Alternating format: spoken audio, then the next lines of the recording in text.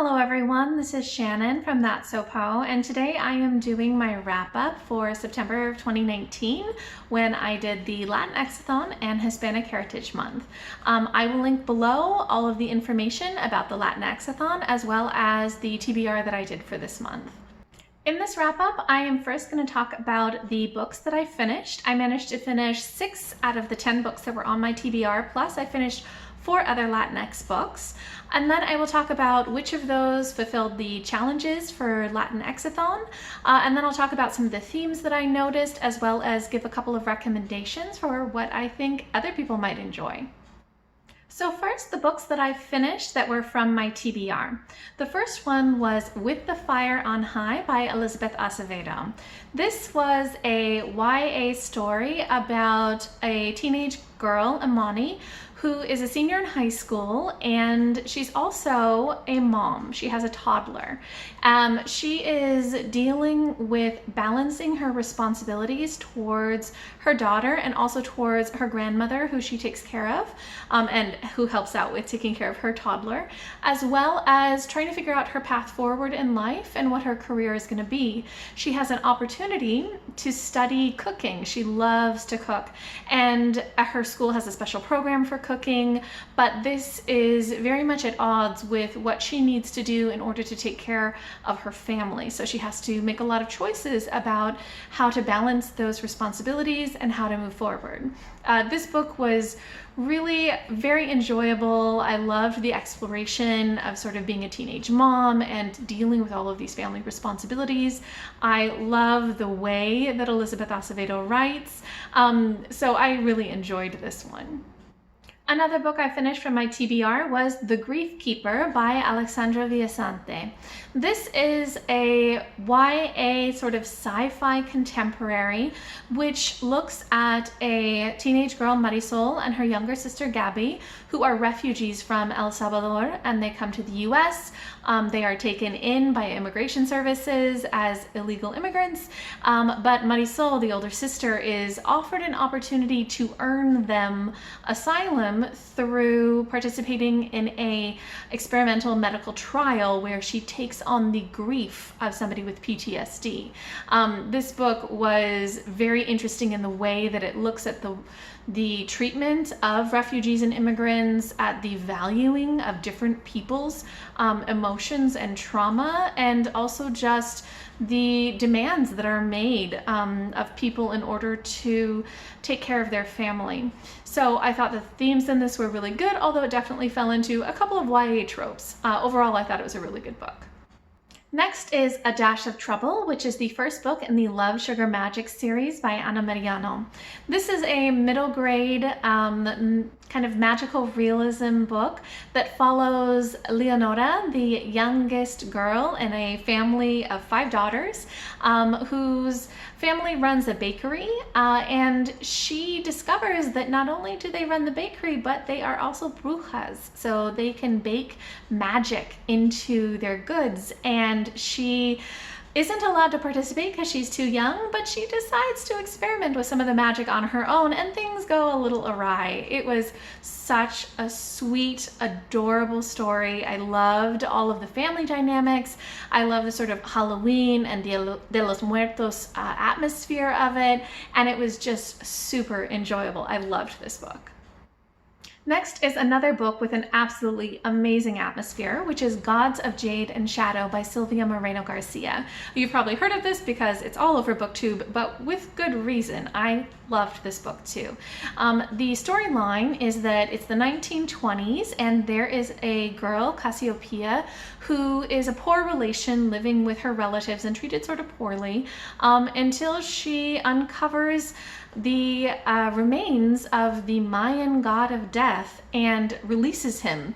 He needs her help with regaining his throne because he had been deposed by his brother who took control of the underworld. So she goes on this road trip adventure with him to regain the missing body parts that his brother hid so that he could get his full power back and take control again. The magic, the Mayan mythology, the atmosphere of this book were absolutely stunning. I really loved those. But what really made this story special was that it It actually explored a lot of deeper themes, especially regarding family dynamics and relationships with family members who you struggle to get along with or who treat you poorly, the issues of, when you should be seeking revenge versus when you should be forgiving. There were a lot of really interesting themes in this that I wasn't expecting going in that made it both thoroughly enjoyable and really meaningful. Next, I read Citizen Illegal by Jose Olivares. This was a poetry collection by a Mexican-American poet who really did such a great job, I thought, of creating poems that explored his experience, his feelings, his frustrations, his guilt, all sorts of things tied to his identity. I think that this poetry collection was really moving. I loved the way that it explored these different themes and the words and just the rhythm. I got a lot out of it, and I especially just liked how identity was explored. It was a great collection. And the last book that was actually on my TBR this month that I finished was Nightlights by Lorena Alvarez. This is a children's picture book that is about a little girl who loves drawing and sort of creates this magical world based on her drawings that sort of comes to life.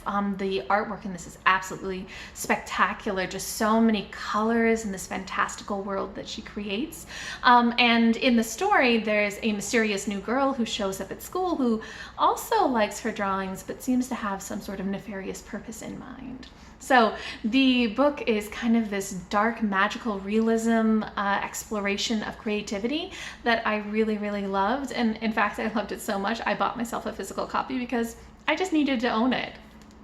Moving on to the other Latinx books that I finished in September that were not on my TBR. The first is Jicotea, which is the sequel to Nightlights by Lorena Alvarez. And this book as well was just gorgeous. Lorena Alvarez has some of the most beautiful artwork out there. This time it's the same little girl, but she is going on a field trip with her school to some wetlands, and she discovers that something is going wrong in the wetlands and she has to help. It has a lot of environmental themes as well as just themes about activism that I found really meaningful as well as just beautifully drawn. I also bought this as a physical copy. Next is another picture book that I picked up called Separate is Never Equal by Duncan Tonatia. This is a nonfiction children's picture book telling the story of the Mendez family in the 1950s in California who fought a legal battle for school desegregation. I thought it was really beautifully told. It covered the context and the legal battle really, really well as to why this was needed and what the effects were, and just had really fantastic pre-Columbian art style that was excellent. So I loved this story. Next, I finished another picture book, this time The Drum Dream Girl by Margarita Engel. This is also a nonfiction historical book. It is about a girl in the 1930s who was basically the first female drummer. Drumming was really popular with boys, but girls weren't allowed to play. But this girl, Milo, really, really wanted to play, and so she fought for it, and she just dreamed of it so strongly that she kind of made sure that she was able to accomplish that and then paved the way for other people too as well. The story is written in the form of a poem, and it's written, I think, for maybe a very young child audience. So it's a little bit simple and focuses mainly on the dream aspect without going into as much historical detail, which I would have liked to have seen. But it was very beautiful and the artwork was fantastic. And lastly, I finished Lion Island, also by Margarita Engel. This is a middle grade historical fiction told in verse, which is about a real person in the 1870s, Antonio Chufet, who was an Afro-Chinese Cuban that fought using the power of words for the emancipation of Chinese indentured servants in Cuba. He wrote about the experiences, the testimonials of people who were Cantonese farm workers there, as well as just advocating and sending letters to newspapers and things like that. This story is a fictionalized version of his life. It's told from his perspective. in the series of poems, as well as from the perspective of a couple of his friends who were Chinese American immigrants from California who had escaped race riots there, and each of the three of them kind of fights in their own way for social justice. This was a very powerful book. I really was moved by it. I loved all of the historical detail and also just the powerful emotions and the excellent storyline and development of the characters. So overall, I thought it was a fantastic read. Now I'll go over which of the challenges from the Latinx-a-thon I finished. Although I read quite a few books in September for Latinx Heritage, I did not actually manage to read very many of the ones that I had planned to read for the Latinx-a-thon itself, especially not during the time period given. So there's only one challenge that I successfully completed during the period of the Latinx-a-thon from September 15th through September 24th, which was the 5th challenge, Latin Lit Takeover, which was to do the group read of The Grief Keeper. So I did read that during that time period, so yay, one challenge down. There were 2 other challenges that I sort of completed, just not necessarily within that time period.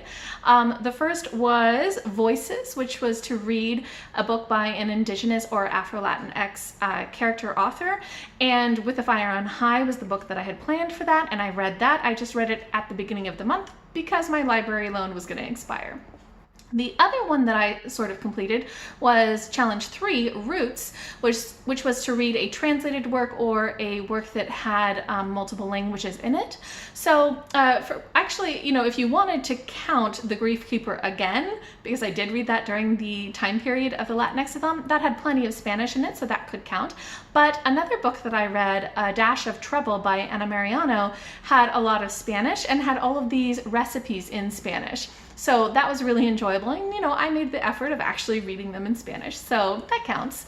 The other 2, I just did not get to the books that I had planned to get to because my reading list for September was way too ambitious.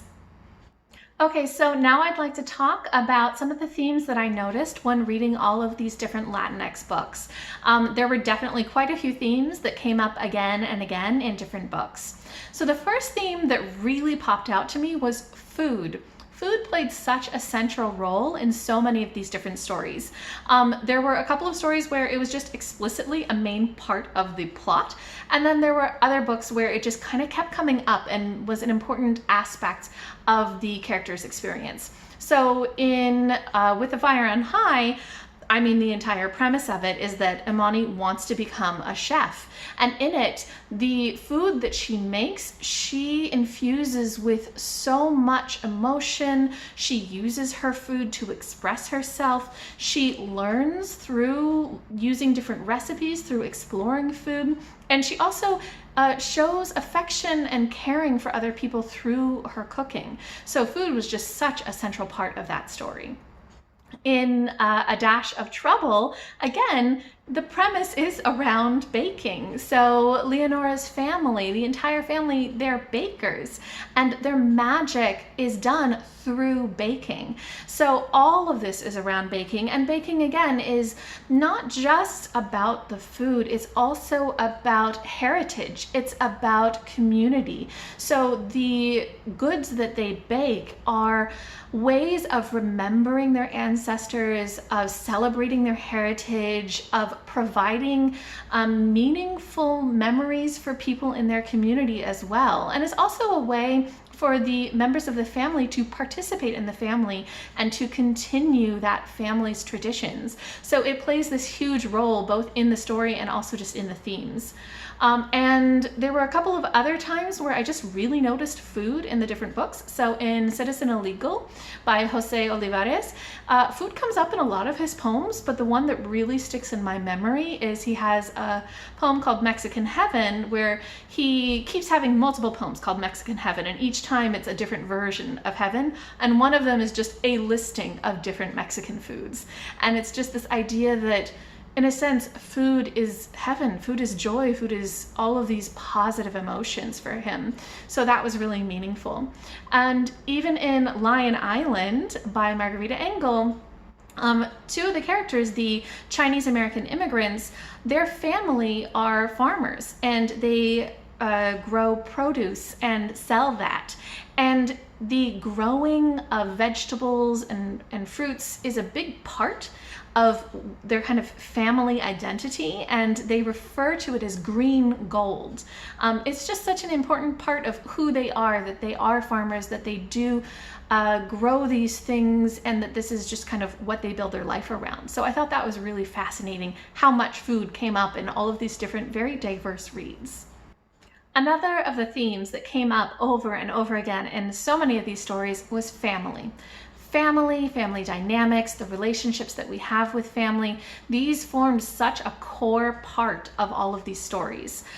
In With the Fire on High by Elizabeth Acevedo, a lot of the book is devoted to exploring Imani's relationships, and especially the relationship she has with her daughter, the relationship she has with her grandmother, the relationship she also has with her father.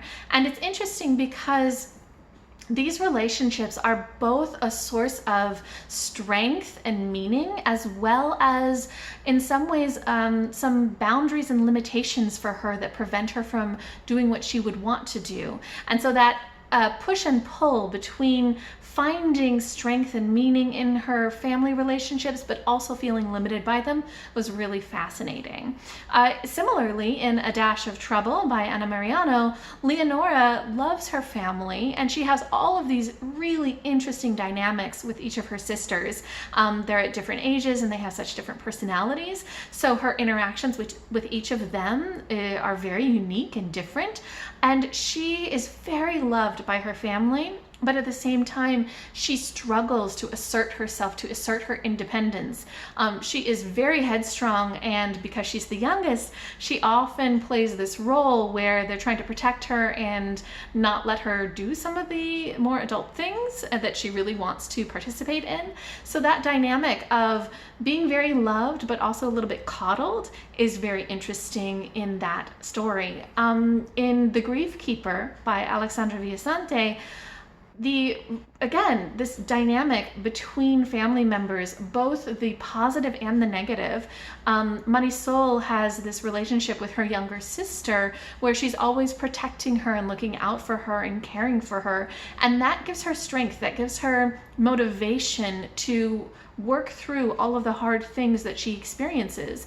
At the same time, her relationship with her brother was much more difficult, and she faced a lot of this difficulties with both loving and disliking him, because he sort of became a person that she couldn't really relate to, and they had very different opinions on things. Even some of these side characters like Ray, her relationship with her brother is a big part of the story. So family relationships and both how they're positive and negative played a big role in this book. In Citizen Illegal by Jose Olivares, same thing. He talks especially about his mother, and in these poems you can tell that he cares deeply about his mom. He loves her and respects her and appreciates her, but also feels some resentment and some frustration and often guilt because of those things. So both being drawn to and repelled by family relationships. And in Gods of Jade and Shadow, I think that the family dynamics are one of the most important parts of the book, in that in this story, it really explores Cassiopeia's relationship with her cousin, who has sort of been her tormentor for most of her childhood. It's a very difficult relationship. They do not get along, but they're still tied. And it really explores that kind of difficulty that they have, as well as the two Mayan gods of death, Hun Kame and his twin brother Vukub Kame. They have to deal with this history where they were partners. They ruled the land of the dead together until Vukub Kame overthrew his brother. He betrayed him, and dealing with that kind of family dynamic is really a powerful, strong theme in the book. So family is just such a recurring theme and a very, very strong one. A related theme to family is responsibility. A lot of these stories really explore the idea of the kinds of responsibility we have, and much of the time in these stories, that responsibility is tied to family. So in the case of With the Fire on High by Elizabeth Acevedo, that was about Imani's responsibility to take care of her daughter, her responsibility to take care of her grandmother, and also sometimes the lack of responsibility that her father took for her since he was so absentee. In The Grief Keeper by Alexandra Viasante, again, Marisol has all of this responsibility to take care of her younger sister Gabby and to protect her and to make sure that they can get asylum. In A Dash of Trouble by Ana Mariano, it's very interesting because in this, Leonora has to take responsibility for her actions when she experiments with magic that goes wrong. And a lot of this book is about her trying to handle those things going wrong and trying to figure out how to take responsibility for it, what the correct action is. In The Gods of Jade and Shadow, the main character Cassiopeia has a responsibility to Hunkame, the god who she sort of resurrected, that she promised to help. But helping him requires a lot of her, much more than she originally realized, and to the point where she's going to have to give up so much of her life in order to fulfill that promise that she made and fulfill that responsibility. In Hicotea by Lorena Alvarez, that explored a lot of less family-oriented responsibility and more world and community-oriented responsibility. That looked at ideas of our responsibility to protect the environment and to be advocates for it, to be activists for the things that we believe in. Similarly, there were some social justice style types of responsibility explored in Separate is Never Equal by Duncan Tonatia, where the Mendez families not only spoke up for their own rights, but for the rights of many other Mexican American families who were being treated unequally and not allowed to go to the same schools as white children. And in Lion Island by Margarita Engel, the same thing, where the main character feels this responsibility to speak up for the people in his community, for the other Chinese and African indentured servants and slaves who do not have the kind of freedom that he has, to speak up for their rights and to advocate for them and to use what power he has through writing to enact that kind of change. Lastly, before I wrap this up, I do want to make some recommendations. If you don't have a chance to read all 10 of the books that I've mentioned today, I wanted to tell you 3 of them that I would recommend the most highly for anybody to read. So the first book that I would recommend is Gods of Jade and Shadow by Sylvia Moreno Garcia. I thought that this book was so atmospheric, so enjoyable, such a great adventure with deeper themes that really turned my expectations upside down when I was reading it. It was very surprising for me the way that the story played out. I thought that this exploration of Mayan mythology was also very, very unique. So this book I think would please so many different people and just be such a fun read. Another book that I would recommend is A Dash of Trouble by Ana Mariano. This is, again, it's such an approachable, good read for so many different people. It's a middle grade, it's great for children, it's great for adults. It's got excellent focus on family and on responsibility. It focuses on a very stubborn middle grade girl protagonist, which is basically my favorite thing ever, apparently. So I really, really recommend this one. Similarly, I recommend Lion Island by Margarita Engel. This is, again, a middle grade. It is so approachable, so easy to read, and just thoroughly engaging. I think that what makes this one really special is the fact that it's in verse and it's about real historical events and a real historical person, teaching you about a lot of these political issues that we, otherwise may not be so exposed to, but in a very engaging and engrossing manner. So I thought this was an excellent book and definitely recommend it. Okay, so that wraps up Latinx and Hispanic Heritage Month for me. If you have read any of the books that I've mentioned, or you have recommendations for me for other books that you think I would like based on what I've talked about, please leave a comment down below. I would love to hear what you have to say.